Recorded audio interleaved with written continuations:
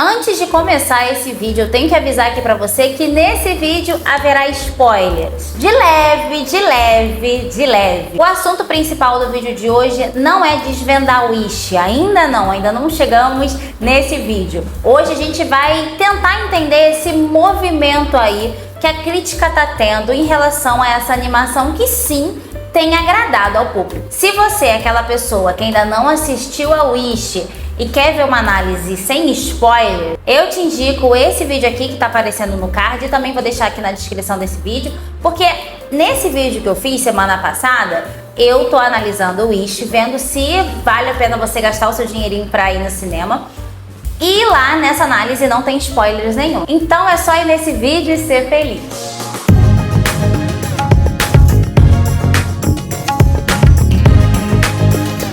Oi pessoal, meu nome é Darlene e hoje você já sabe que tem coisa boa por aqui. Acha! Eu cheguei!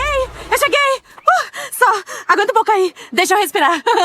Wish, o Poder dos Desejos, é uma animação de novembro de 2023 e ela foi feita para homenagear a gigantesca Disney, que em 2023 comemorou 100 anos de produção. É um marco, né, gente? É um marco. E, na opinião do público, ela conseguiu fazer isso. Ela homenageou muito bem, muito lindamente as grandes produções da Disney e eu, como parte do público, concordo totalmente com essa aprovação. No Rotten Tomatoes, Wish, o Poder dos Desejos já ultrapassou mais de 80% de aprovação. Mas, vindo num movimento contrário, está a opinião da crítica, que parece não ter assistido a mesma animação que o público. Eita, meu brinco! Gente, perdi a tarraxa, então vai ficar um lado de brinco, um lado sem brinco. Wish conta a história de Asha, uma jovem moça que mora no Reino Mágico de Rosas. E ali, todos os seus habitantes, quando completam 18 anos, entregam seus desejos mais profundos para o seu guardião, que é o Rei Magnífico. Mas esse rei, com o grande poder que acaba adquirindo, acaba se corrompendo. Acho que a gente já ouviu essa história antes na vida real. E ele acaba se tornando o grande vilão da história. Essa história se propõe a ser uma homenagem aos grandes clássicos que a Disney já produziu ao longo da sua história. E, como eu disse, de acordo com os fãs, foi muito digna. Foi muito bem aceita. Já a crítica avaliou essa animação com um tomate podre, que significa uma nota muito baixa, na casa dos 40%, a mesma crítica que analisou O Mundo Estranho com 70% de aprovação. E que loucura é essa, né? Eu não tô aqui nesse vídeo só pra meter o malho na crítica. Eu fui ler a crítica. Eu fui ler as análises da crítica pra entender ali até que certo ponto ela acha que o Wish não vale a pena. Vamos lá, né? Sempre que eu vejo uma avaliação negativa da crítica e eu acho que a animação foi positiva, eu vou lá ver. Porque quando eu acho uma animação positiva e a crítica também acha positiva, eu sei que a gente concorda. Mas quando a gente discorda, eu quero entender, eu quero aprender, né? Porque eles são uma crítica especializada. Então eles podem ter uma ótica ali que eu não percebi. E algumas vezes, em alguns pontos, a gente até concorda. Por exemplo, sobre o live action de Aladdin. Eu já fiz um vídeo aqui explicando por que a crítica não gosta do live action de Aladdin, apesar de ser, assim, na minha opinião, o melhor live action que tem. Eu fui ler e lendo ali, eu até certo ponto concordei. Então, aprendi alguma coisa, mas tenho minha opinião própria e sempre venho trazê-la aqui pra vocês. E fiz o mesmo movimento com Wish, o Poder dos Desejos, né, gente? E olha, não me convenceu. Eu acho, na minha opinião, que faltam justificativas para tamanha injustiça que a crítica está tendo em relação a essa animação. E eu tenho teorias para isso, é isso que eu quero compartilhar aqui com vocês. Uma das críticas diz respeito aos easter eggs que a animação traz. A crítica disse que a animação se preocupa demais em trazer várias referências dos clássicos e acaba fazendo com que isso seja superior à trama. E o enredo principal da história acaba só se costurando ao redor desses easter eggs. Vamos lá, se você pegar uma pessoa que nunca assistiu nenhum clássico da Disney, o que eu acho que você não vai encontrar essa pessoa. Mas vamos dizer então, uma pessoa que não é fã da Disney, mas que já assistiu a Disney em algum momento. Vamos pegar o meu pai, por exemplo. Meu pai já viu Disney porque ele me levava no cinema, né? Então se você pegar o meu pai e colocar para assistir Wish, o Poder dos Desejos, esse público, o público meu pai, vai entender a história. Claro que tem muitas referências que saltam os olhos. A gente percebe, assim, não precisa ser fã, não precisa procurar para ver, que você vê muitas referências aos clássicos. Mas isso não interfere em nada na compreensão da história. A jornada de Asha e a sua luta por justiça é o ponto principal. A Asha, ela é tão determinada pelo que ela quer que tem um momento ali na história que eu acho que ela quer a anarquia. E eu fico assim, gente, uma princesa da Disney quer anarquia? Mas no final das contas não é isso que acontece. Mas a Asha, ela é uma personagem que inspira força e autoconfiança mesmo. O espírito de Asha é o mesmo que guia as grandes princesas da Disney. E essa é uma das grandes homenagens que a Disney consegue fazer com as suas produções. Além disso, a história é composta por várias reviravoltas inesperadas e não por conveniências no roteiro, como parte da crítica, de forma totalmente aleatória, argumentou. Fora a incrível não mudança do rei, a constância na maldade. Porque ultimamente os vilões da Disney e de quase todas outras animações encontram em algum momento da história a sua redenção. Isso sim é algo muito esperado, uma forma bem quadradinha que todos os vilões estão sendo encaixados. Ou seja, todos os vilões podem ser reintegrados à sociedade. Podem ser não, eles são reintegrados à sociedade. E no final eles nem são maus, eles só são mal compreendidos ou tem mais triste história por trás. E pensando assim, para um vilão poder ser perdoado, ele nem pode ser tão mal. Porque se ele for mal demais, a gente não pode perdoá-lo, né? Então, ultimamente, muitos e muitos vilões têm caído nesse modelinho pronto aí de um vilão que na verdade não é vilão. E como eu disse que a Asha tem o espírito das grandes princesas, o Rei Magnífico também. Ele tem o espírito dos grandes vilões da Disney, que a gente não quer perdoar. Se a gente amar esse vilão, a gente ama odiar esse vilão. Assim como Scar, Mamãe Gothel, Rainha Má, que é, na minha opinião, né? Eu acho que quem assistiu concorda. É o vilão ali que ele mais bebe na fonte, né? O Rei Magnífico tem muito da Rainha Má. E todos os outros grandes vilões da Disney estão ali presentes no Rei Magnífico. Aquele vilão que não merece perdão e que nem quer perdão no final das contas, né? Porque ele é malvado. E outra crítica que é absurda, na minha opinião, a mais absurda de todas, é em relação ao musical, que a crítica disse que é mais ou menos.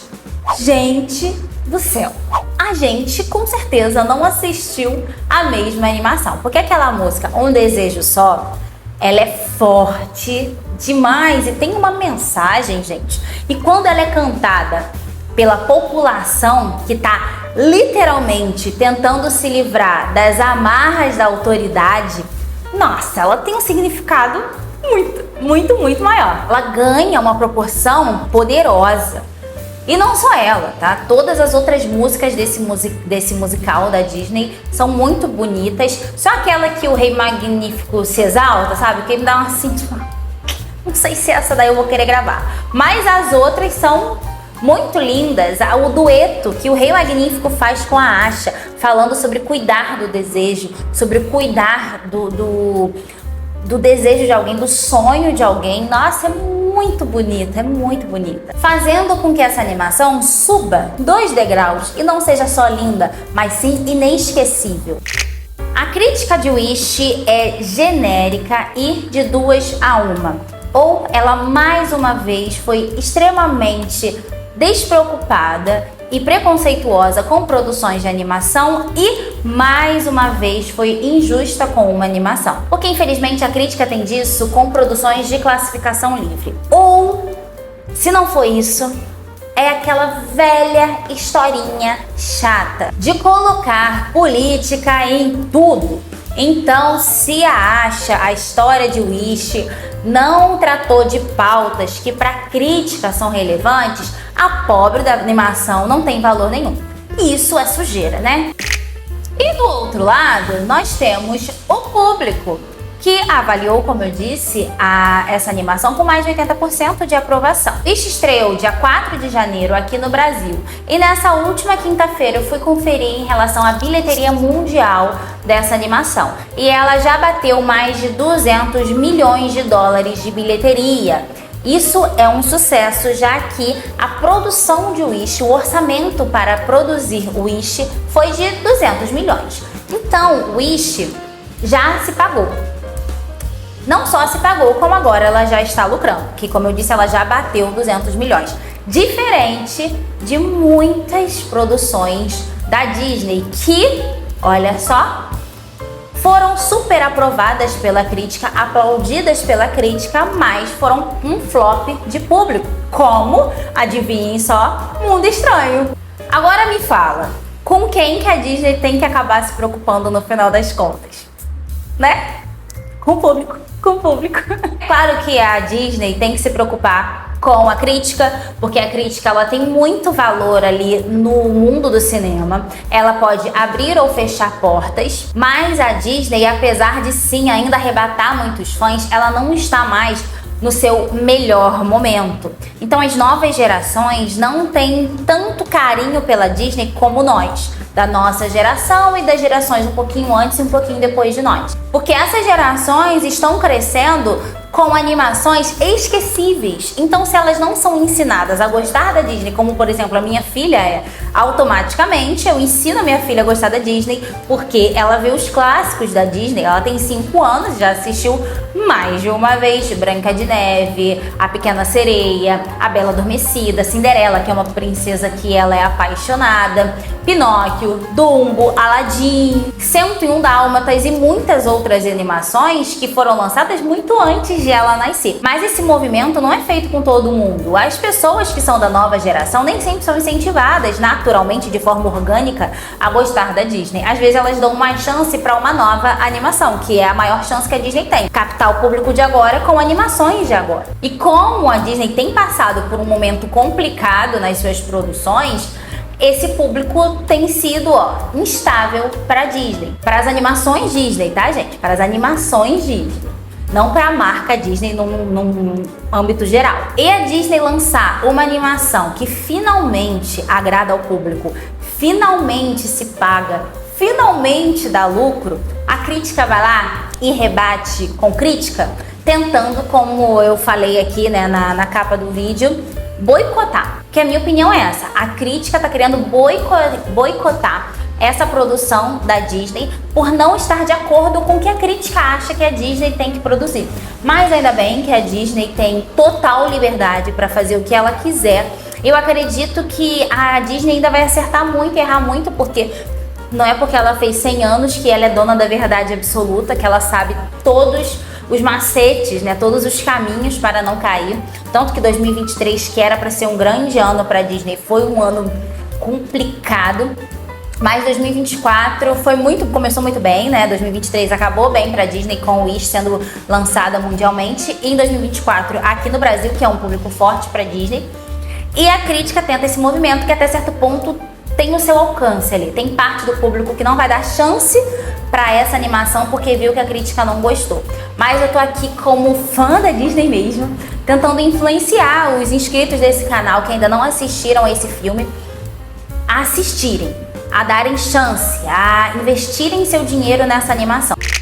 E essa é a minha sincerona opinião, que eu estou aberta aqui. Inclusive, quando eu trago esses vídeos de opinião assim mais radical, eu recebo muitos comentários. Ainda bem que o meu público aqui geralmente concorda comigo, porque realmente a gente tem um pensamento assim muito parecido, mas sempre tem aquelas pessoas que discordam. E eu tô realmente aberta para ouvir o outro lado. Eu tentei fazer isso lendo as críticas, mas claro, né, uma conversa educada sempre vai ter um bom fruto. E é sempre bom lembrar que a gente está falando de entretenimento. Então a gente tem que levar o entretenimento como isso, como entretenimento. E uma conversa sobre entretenimento é uma conversa saudável. Uma conversa que até certo ponto, mesmo a gente discordando, pode ser divertida, não é mesmo? Então comenta aqui, quero muito saber a sua opinião. Se você gostou desse vídeo, se você gosta desse tipo de conteúdo, dê seu like, isso me ajuda num tanto que você não faz ideia. Se inscreva aqui no canal se você é novo por aqui e vejo vocês no próximo vídeo. Tchau, tchau!